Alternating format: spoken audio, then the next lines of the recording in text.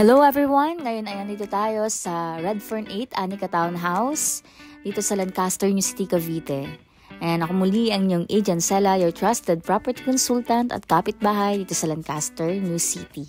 Ayan, ito ay ongoing na Anika Townhouse. Ayan, magkapa-extend sila ng kitchen.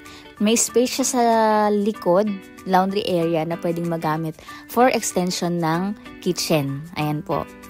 Shout out sa Ron Project Builders and Home Improvement. Papasilip din nila ito sa atin pagtapos. Sa mga interested po kumuha ng Anika Townhouse, ayan po. May mga available po ngayon na nag-o-open, ready for occupancy na Anika Townhouse. 10,000 to reserve, nasa 18,000 monthly siya. Ang kagandahan po sa Anika, spacious na siya, 3 bedrooms, meron siyang CR sa taas at meron na rin sa baba.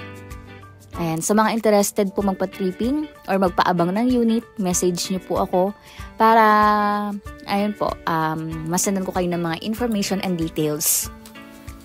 And sa mga magpa-home improvement, ayan po, message din kayo sa Ron Project Builders and Home Improvement. Abangan niyo po yung pinaka, tapos nung ongoing project nila, i-vlog ko po soon.